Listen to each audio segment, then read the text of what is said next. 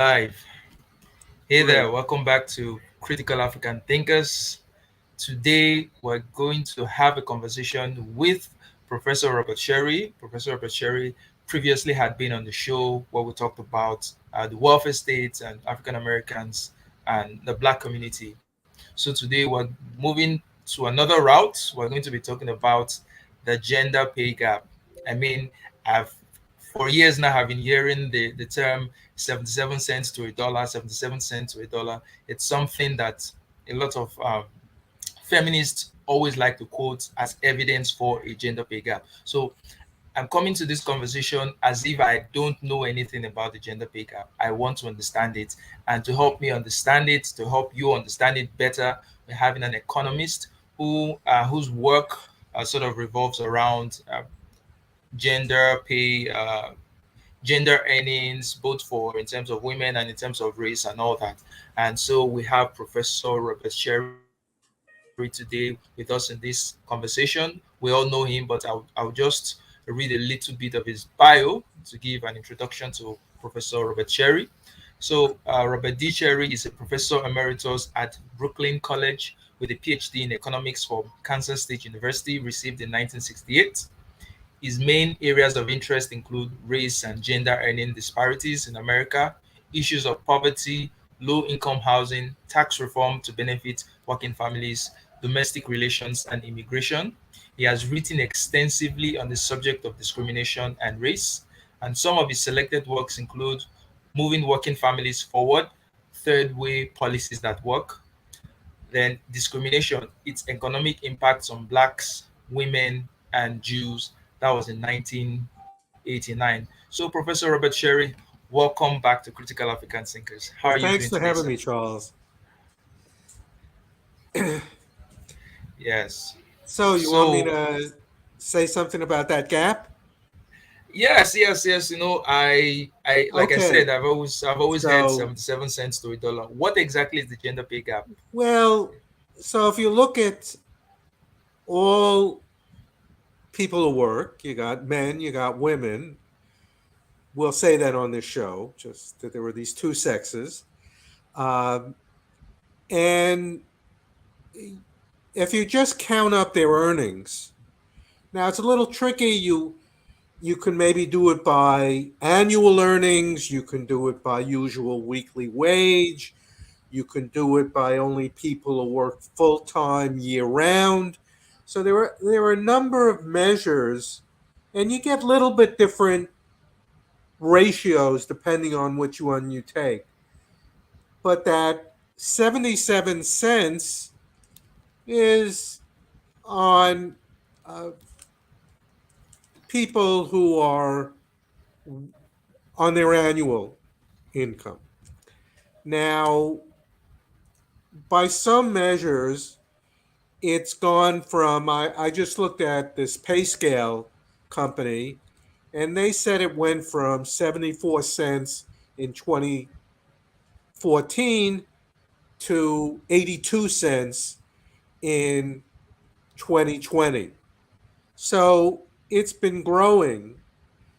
But the key thing about it is it doesn't make any adjustments for education, for occupation, for age, for work experience. There are a lot of things that you would want to adjust because you want to look at what are people with the same skills in the same occupation, maybe, what, what's the difference there? And so when you start slicing it by occupation, women tend to be in lower paying occupations than men. They also tend to work less hours a year. They're much more in the 35-hour a week jobs than the 40-hour a week jobs. They're in jobs that are less likely to get Mm, overtime. Uh, mm, and they tend to have less work experience because of family responsibility as they age. So if you look at a 40-year-old man and a 40-year-old woman, it's on average more likely that the man the man would have more work experience than the woman, Mm. because of taking time off for childbearing, child raising, taking care of grandparents who are infirm. That's the reality in this world, that women have that burden still, to a much larger extent. So if you make these kinds of adjustments, the wage difference is more like 2 to 5 or 6% rather than 20 to 23% difference. Uh, Now, why are women in certain occupations that are not as high paying? Is that because of discrimination? It gets somewhat complicated, uh, looking at it. And certainly that's changed. Women are now going into occupations they weren't in 20 years ago to a much larger extent. And I think that's why this ratio went from 74 to 82% in the last decade, uh, because women have started moving into higher paying occupations. So, that's what I would say about that general statistic. There certainly is some inequality, but not as much as those unadjusted numbers indicate. So, you still there, Charles? Yes, I am. I just wanted to do something. I'm here. Can hear you. Uh, are you multitasking? What's going on here, Charles? I just had to pick something up. I Okay, can hear you. good, good. Yeah. So now, one of the things that has become, uh, I don't know, concerning, but a real change is it used to be that men on average had more 4-year degrees than women. That's not true anymore. And in fact, the current data is, if you look at the last 5 years, close to 60% of bachelor's degrees that have been awarded in the US, about 60% have been awarded to women. So, I mean, that's a real gap. Now, it's been that 60-40. 10 years ago, that was true for Black Americans. Black women got 60% and Black men got 40%. But now it's true for overall. And that has very, very concerning social dynamics, because people don't like to marry someone who has less education than them. So you have, I looked at marriage of men who have bachelor's degrees to women who don't. That's fallen from, in the 1970s, about 50% of men 23 to 42, about 50% married women without a, a bachelor's degree. Now it's less than 20%. You have much more men marry women with the same degree.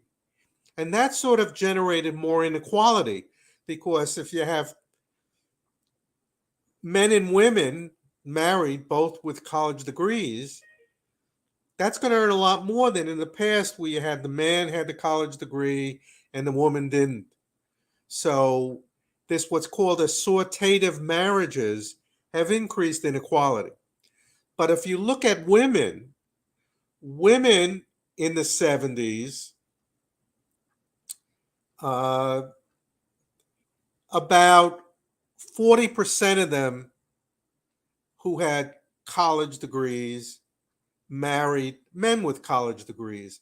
That hasn't increased because there aren't men with college degrees that they can so easily find. Uh, so you have, you have an issue where, among other reasons why women aren't getting married as much, one of them is they're not finding men that they particularly want to marry.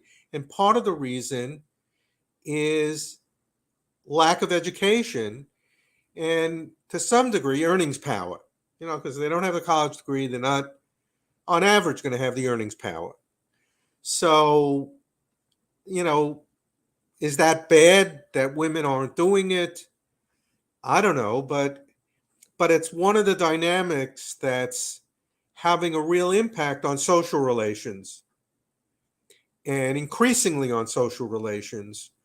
So you have a lot of men who are in their 20s, they don't got a degree, they don't got a girlfriend, they don't got much going for them, and you know, they can be pretty pissed off.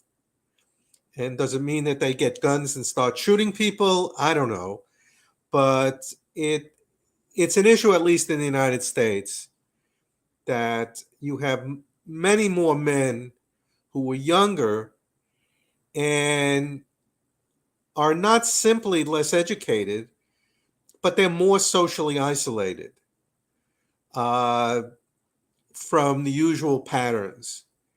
And, if you have less educated men who are just hanging around with other less educated men, some of them are going to do bad stuff. They're going to be pissed off. True. So, I think that's an aspect of the black community. Yeah. Okay, so you said quite a lot there. So Yes. let me circle back to almost the first point you made about how this measurement is being done. So there are a lot of adjustments that are not taken into consideration in some of the cases in which these data are being analyzed. Yes. So, say for example, they take the earnings of all the women and the earnings of all the men, and then they do a median or a mean of it, and then from there they can extrapolate and say there is a gap in the earnings of the sexes. Sure. Now, so I want to ask, is that a good way to measure that is that a good way of interpreting statistics? Because if there are factors that are not directly related to just the gender alone that is affecting why these pay disparities is there. For example, you don't expect, if you have more men in the executive positions, that's going to skew the data, and if you have more women in doing secretarial job, that's going to skew the data in favor of men, because you don't expect the executives to be earning the same as the secretaries. So when you take data like that and you just do a flat out average and a flat out mean without adjusting for all those variables, uh, is that a good use of statistics? I don't think so. And one area that there's really that this comes about is in what's called the STEM areas: science, technology, engineering, and math. Those are high paying positions. And there's a real gender gap in who's in these STEM areas. There's a racial gap for sure, but there's also a significant gender gap. And, that drives a modest amount of the overall inequality, that women just aren't in STEM. They're in public school teaching, they're social workers as college. So it's not simply secretaries versus managers, it's among college graduates, teachers, and social workers versus engineers and computer people that, drives the inequality among college graduates. So why is the data analyzed in this way? Why is it not analyzed to reflect? So let's take it across, maybe across jobs on the same level. At least that would give a better understanding of what they're trying to communicate. Because when people cite this data and just say, oh, a man is earning $1 and every woman is earning 77 cents to that man's dollar, it seems as if that for every dollar that a man is being paid for the same work, that a woman is earning 77 cents, which, according to what you said, is not exactly true. So No, doesn't it's it not true at paint? all. And it's a question of What kind of political narratives you want. If you want a narrative that says there's real problems for women in the job market, you're going to say, the reason why women aren't in STEM areas is because of bigotry. They're discouraged from going into it. If they go into it, the male managers kind of are nasty to them and drive them out. The education says you don't really have the skills to go into these STEM areas. So, you can make an argument that it all boils down to discrimination. That, to try to separate out the discrimination once you have the skill from the discrimination that doesn't allow you to get the skill. It we shouldn't necessarily make that separation. The bottom line is 77 cents. I don't agree with that, but that's the argument that people make. Now, are they correct that the reason why women aren't in STEM areas, why they're funneled into teaching and social work, is the reason discrimination? I don't think so. But you certainly will find people who will argue aggressively that it is. Uh, Part of the issue, this comes up with race as well, why they aren't in these STEM areas, is math skills. And, there's been a history that women have been acculturated, not, you're good readers. You know, Women can read and men can do math, kind of. Uh, and that can affect 8-year-old girls and 9-year-old. We have a certain kind of culture so that when they come to math, they say, well, that's not, we don't, I don't do that good. But I think today there's somewhat less of it. And it's become clear that the good jobs require you to be fairly solid in math. You want to go into finance, you want to go into a lot of areas, you have to have competent math skills. So, but that's a discourse over why women aren't in STEM areas, and now why African Americans in this country aren't in STEM areas is uh, is really one of the ways we get at this issue, because now women are getting degrees. It used to be that it would be the son who would go to college and the daughter wouldn't go. She'd go to secretarial school or to nursing or something. I mean, that's not true anymore. So it's no longer the issue of a gender bias that discourages women from getting 4-year degrees. It's much more the fields that they go into are at issue.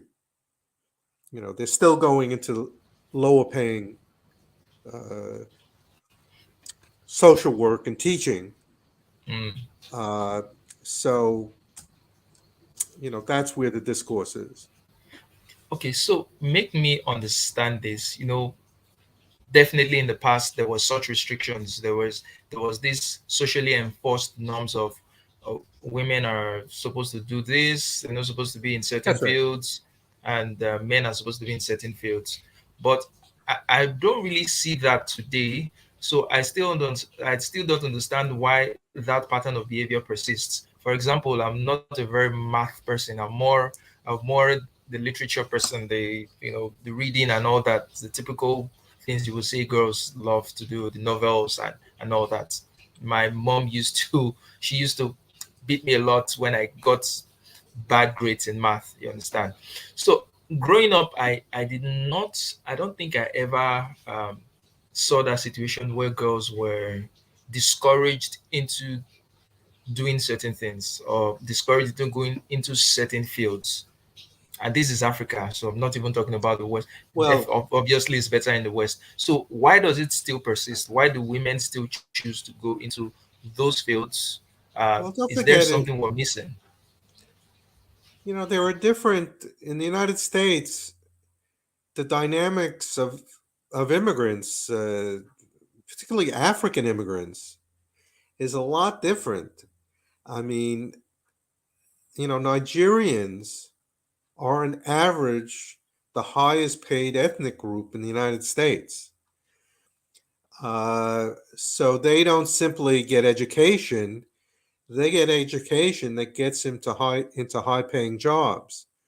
So I think the immigrant population is a bit different. It's true for Asians, both South Asian and East Asians in the United States, that it isn't simply the males, but the women go into technical fields.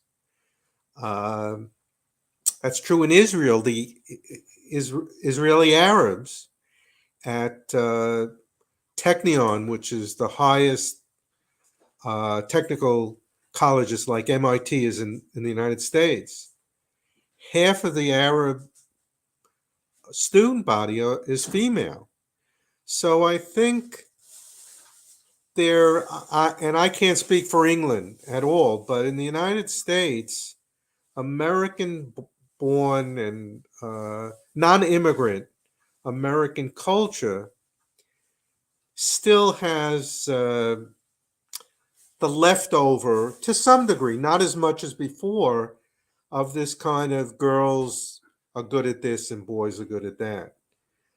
It's less and less, but it's, I think, still there to the extent it's not in immigrant communities.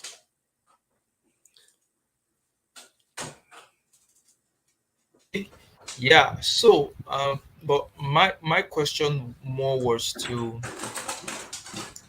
in the West, as it currently is, there is no socially enforced women are supposed to do go into such fields and men are supposed to go into such Oh, no, no, fields, there's right? not in it. And in fact, Google and the high tech companies, they certainly are doing whatever they can to recruit more women. They would like to, and more women are going in. So the gap is shrinking, but it's still, maybe a third of students in these STEM areas are women. Uh, it used to be less than 20%, but now it's a third. So it's changing, and certainly the technical companies, the engineering schools and companies that hire engineers, I mean, they want to reduce that gender gap. Uh, but it's still math skills are an entry. I mean, if you don't get on these SATs, I don't know if you know what the SATs are. They're the college entrance exam. If you don't get 600, 650 or higher, you're not going to be very competitive in these technical areas. Uh, so, So are women not competitive enough to get such scores? Why? well, What's again, the you issue just there? can't snap your fingers.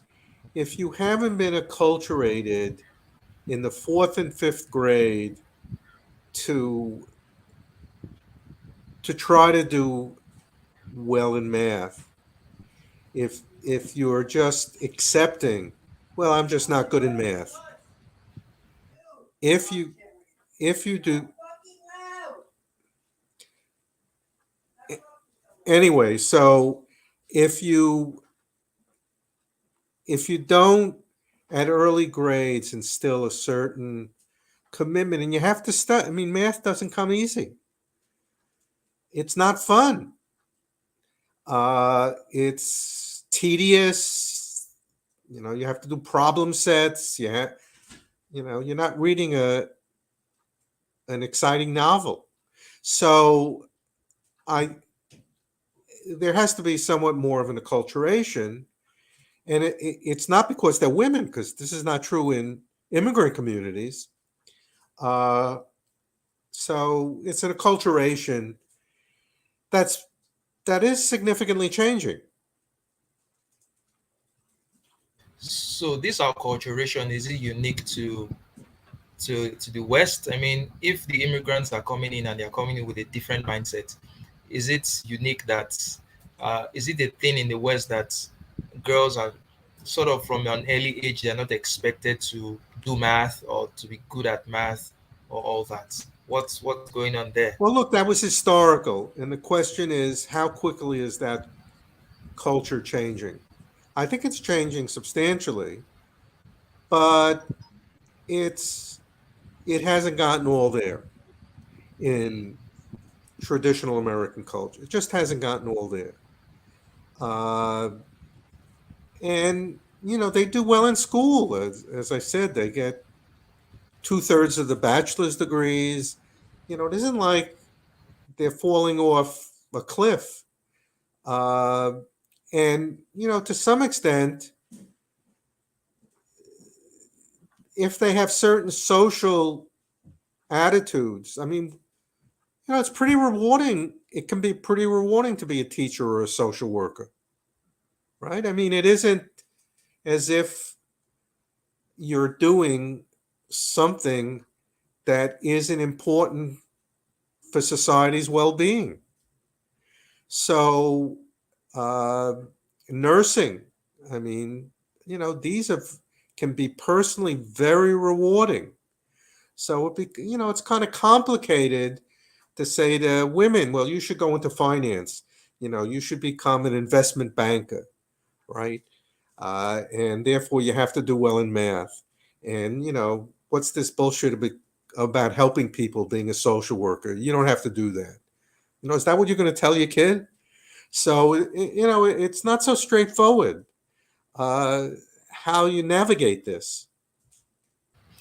Yeah, this is one thing I think that just taking statistics alone doesn't tell us the whole picture, because it doesn't tell us why people do certain things. It doesn't tell us whether these women are voluntarily going into this field because they find it more emotionally satisfying, or because it gives them more freedom to probably raise a family, or it gives them more freedom to do other things that No, are no, just as that's right. important in life. That's right. I mean, money isn't everything, because what's the point of making all the big bucks and not having a life, No, no, not that's having health? You get, and everybody can't be a top executive. uh, Everybody can't be in finance, everybody can't be in STEM. You understand? So no, that's what really is the point for, so my next question is that, is it absolutely necessary that this gap is closed? I mean, taking into consideration all other factors, is it an absolute good for society that this gap is closed, such that there is no gap between the earnings of men and women, whichever way you want to measure it, whether you want to measure it just taking a flat rate across board or selecting for specific jobs? Is that an ultimate good for society? I think that it depends on your values in some ways. I think that certainly most liberals think that the gap must be closed for there to be real equality. And their view is that men should take on much more of family responsibilities and the kinds of things that have led women not to compete as highly. So, to the extent you have a careerist view that everyone should have a career and the best career possible, you're going to want to close that gap. That's what you're going to argue for. If you have what in this country is called more traditional values, balance of family, and then it's more complicated. So, I mean, it's one of the reasons why there's a certain rhetoric among certain aspects of the left that the two parent family should be destroyed because ultimately the two parent family generates gender hierarchy. And, what are you going to say? That's what some people think. Now, how you can raise kids without two parents as easily is tricky. I mean, kids do much better with two stable parents or two stable adults. They don't have to be married, but two stable. So, you know, you you can get into this whole issue of the nuclear family and should we make accommodations to support that nuclear family. That's not the left's position. So are they right or wrong? I mean, that's a difference, but it will then drive what kind of policies you're going to you're going to try to promote for female advancement. Yeah. So even if we take into account the fact that women disproportionately do the domestic work, they are more invested in child rearing and all that. I want to make it more equitable. There are certain things that would still make it inequitable.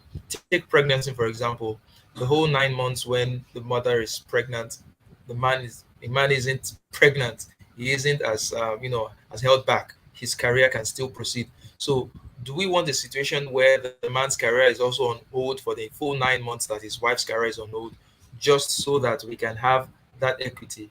Because for 9 months her career is on hold, and she has to maybe for the next 3 months postpartum she has to still maybe take care of the child, breastfeeding and all that.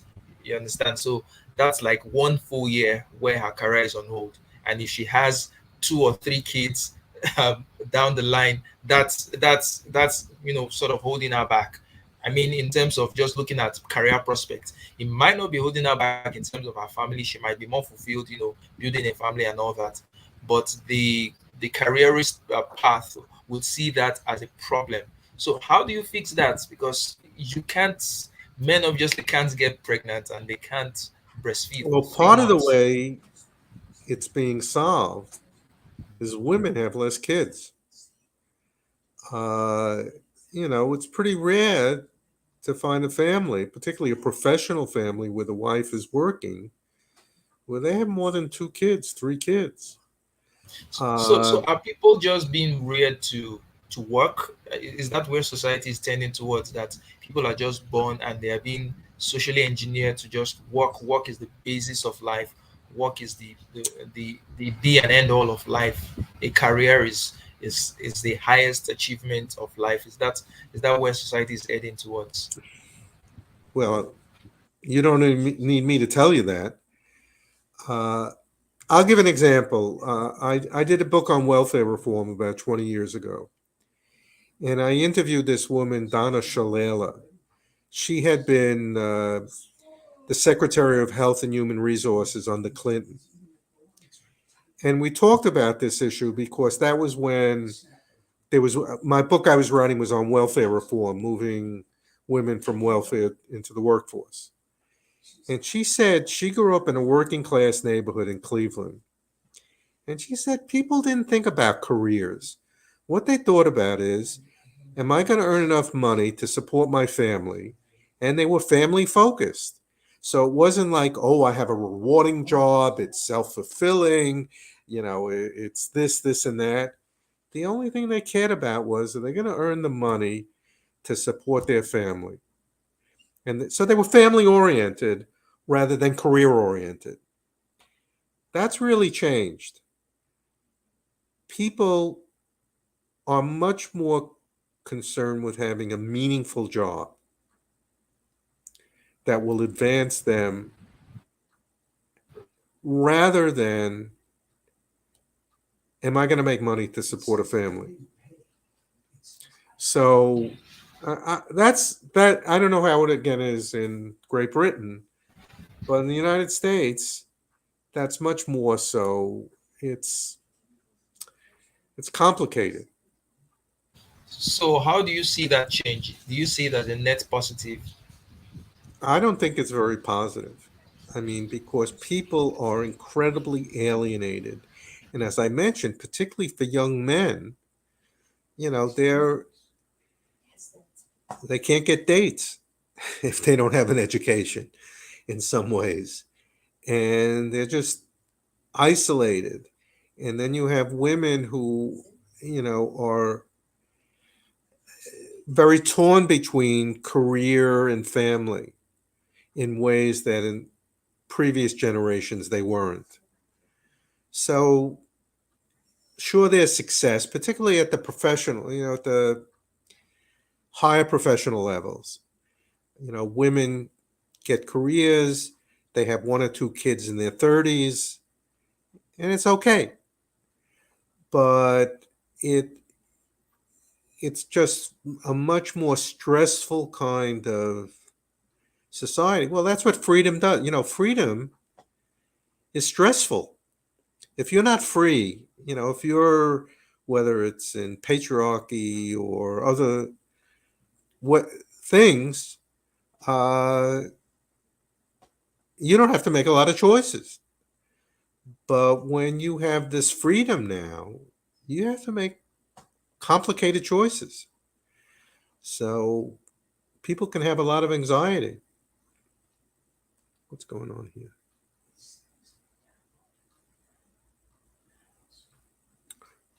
Charles, I lost you. I'm just on the screen and you're not. Bum, bum, bum.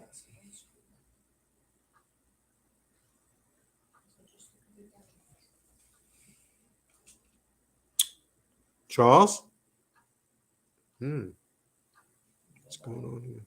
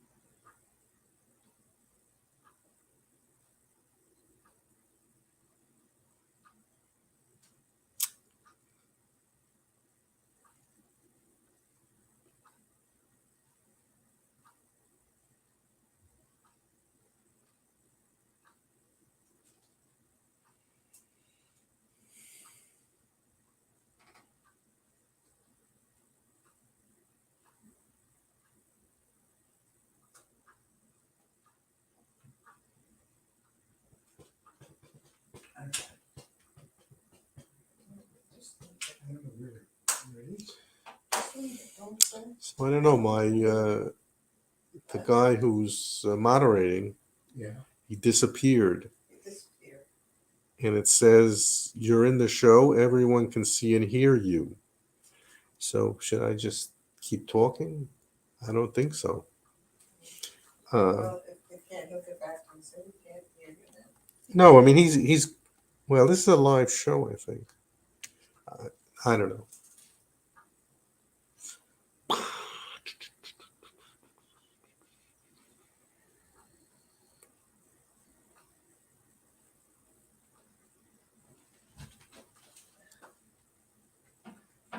So on my second cast, a woman came over to me. There's a wedding party at the end of the thing. She came over and said, "Oh, I'm a fish person too." Then she walked back. The minute she walked back, I'm upstairs, and the only person's voice I heard. It was on the podcast. he was That's what projecting. you were yelling. Yeah. I'm sorry. I apologize. I thought you were talking to them, and it was so loud. I was dying. It was podcasting. Okay. Hal was fishing, and I was. Did you catch a barracuda? No, but I had something, but I tightened the bail and I snapped the line. Again. Oh, I'm sorry. It Same thing. was a big one. Are you putting a wash in? Yes. How could you get the few things? That But you know, I forgot to ask you if you needed a hairdryer. I could have given you a hairdryer. I need something. You want me to bring for down the corners? So it took me 45. Yes, are you still there? Fucking death. I can't hear you. Yeah, sorry, Professor. Can Okay. you hear me now? Can you hear Yes, me? I can. Yeah, my network just cut out a bit, so I should fix it So up. we were gone for 4 minutes. I didn't know if I should keep talking to keep the audience, but Yeah, yeah, yeah. the show must go on. It must, it Okay. must. Yeah. So, my next question would be: the Scandinavian countries are sort of an example that people use a lot. That um, uh, that even with the way equality is being pushed there, that men and women are gravitating towards different jobs, Which and country? that the Scandinavian countries, Scandinavian. yeah, Norway, Sweden, and all that, Denmark, and all that.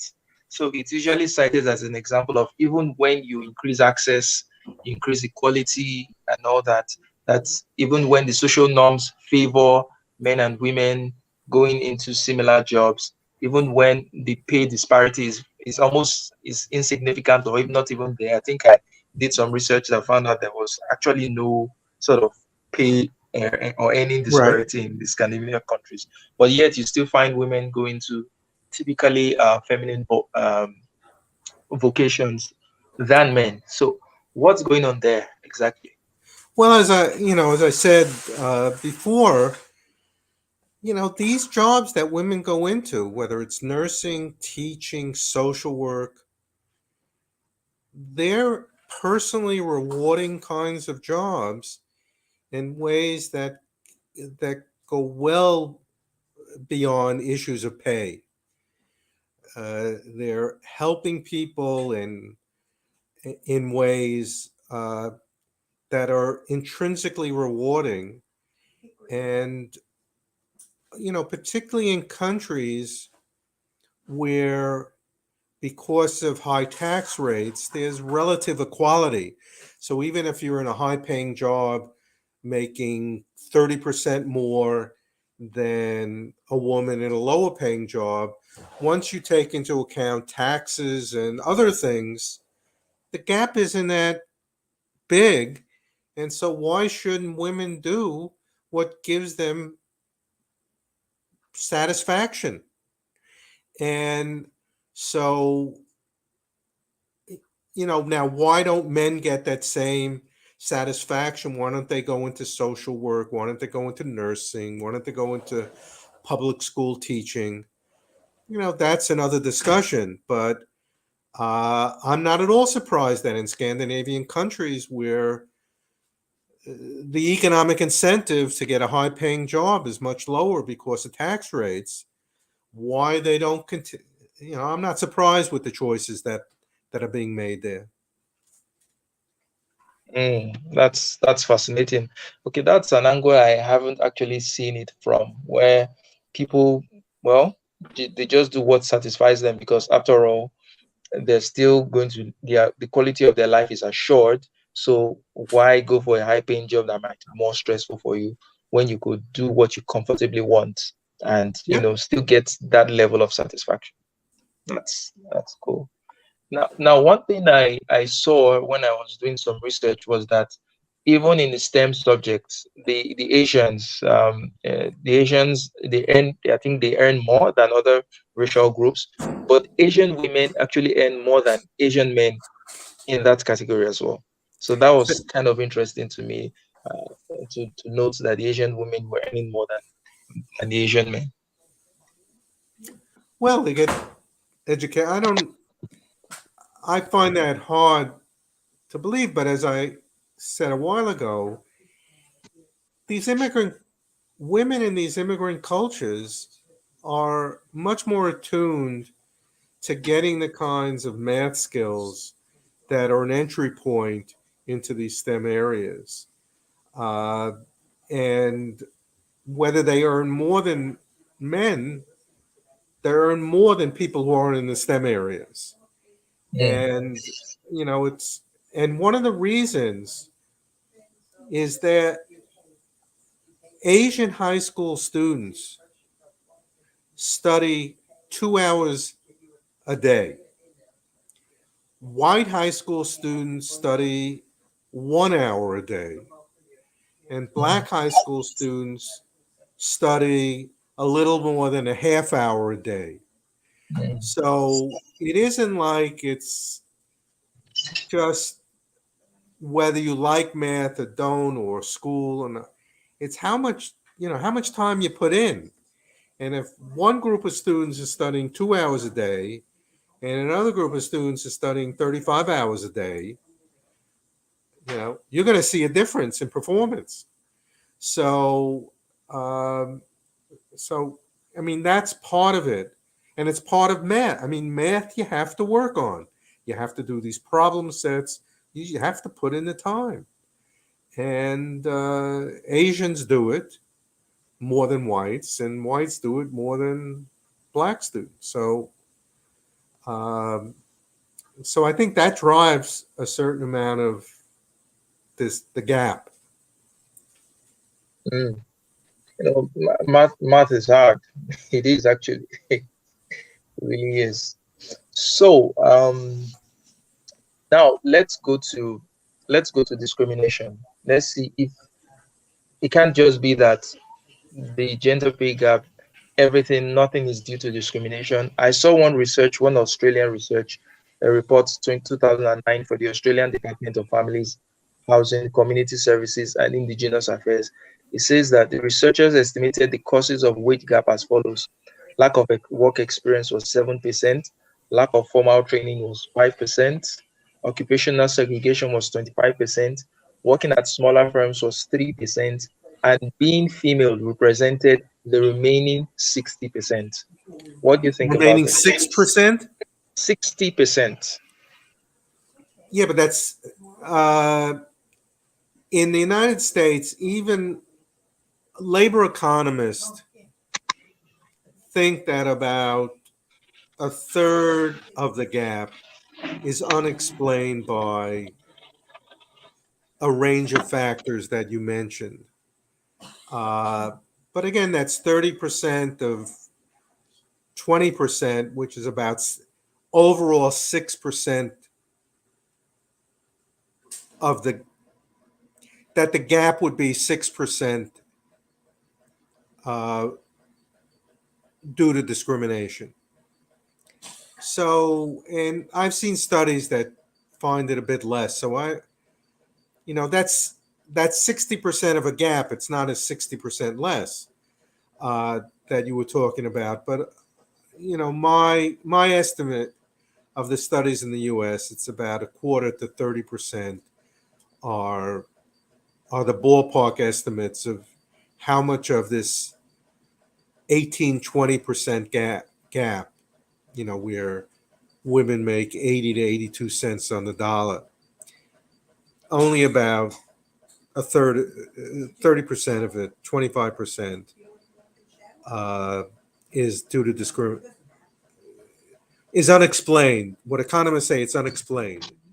Mm, Still doesn't necessarily mean it's discrimination, but certainly discrimination would be a large part of that.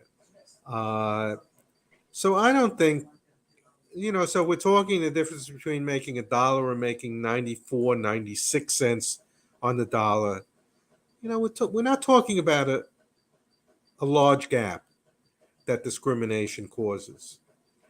It's much more this, I think, this socialization issue that drives it in the US. And as I mentioned, there are reasons why women may want to stay in these lower paying professions. So, I where there is some concern is the so-called glass ceiling. Who gets to be the senior executives in companies? You know, mm, who's the senior managers? Uh, and I think there is a kind of old boys network to some degree that can that limits how many women currently can get to be the CEOs of companies. Uh, but also, you have to remember, if you want to be a CEO, you want to be at this top. you're working 80 hours a week. You know, you're working a lot. And so with so that's but I think that's where increasingly the concern of women of the women's movement is who's getting to be the top dog in these companies. Mm. So yeah, so I don't think that it's I don't think it's rational to say that there is no that discrimination doesn't account for any of this at all. At least there are going to be some level of gender bias, but like you said, it's so small as to be almost imperceptible. I mean, if you're talking about a 3%, if discrimination accounts for like 3% of the whole gender pay gap, that's not That's right. so much of a big issue. Yeah. So, but my question now is talking about the glass ceiling, the old boys club. Isn't that problematic if there is a social ceiling to women attaining the highest positions because somehow those who are being in power are men and they just feel that this is a man's job. And if a woman is ready to put in the 80 hours a week, is there any proof that she's still held back, having given that kind of commitments and the results are proven and all that? Well, my daughter certainly thinks so. uh, she butts her head up against some male superiors in ways that she thinks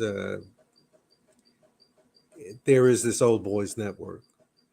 Um, so I I don't know what to say. I'm not in those reaches in the kind of interpersonal, but I have to believe that my daughter's experience and other women's experience that I know makes it valid that there is still a reluctance to promote to the highest levels women who would then have control over a lot of dynamics in companies. I just don't know what to say other than many reasonable women think that that's the case. I think most women. Mm, that's interesting. So it seems that from a policy perspective, do you think that there's anything that can be done in that regard, or do you think that there's anything that should be done from a policy perspective to break that ceiling? Well, I don't know. I mean, after all, it isn't what I think. I would say in the United States now, there's an incredibly aggressive attempt to close all kinds of equity gaps and do whatever it takes, changing standards of who can get into what fields, uh, having what are called pipelines where you have programs for women, for minorities that help prepare them for exams, for backgrounds that will enable them to succeed in certain areas. I mean, there's a lot going on. If you get into uh, the range where you should have a shot at something, if you get a little bit more preparation, a little bit more counseling, mentoring. Now, for people on the bottom, people who don't have the skills, this has nothing to do with them. We're talking about people who are have a certain level of competence where they're solid students in college. They're not problematic, but they're solid students. They're the B plus A minus students, maybe. They're not the A student, but they're the B plus A minus students. That there's a lot done to try to get them up to where they can get the kind of jobs that the A students get. And I think that's good. That's good. But, so it's really what's being done for the people who are the C students, the C minus, the people who aren't graduating college, maybe shouldn't even be in college. That's a whole different population. And that's where, my concern is what's happening with that population. I like my daughter to get a top job, the toppest job, and other women and so on. But the real concern in society is what's happening with the bottom third of the population, particularly among, in this country, Black Americans. What's keeping them from falling off the cliff?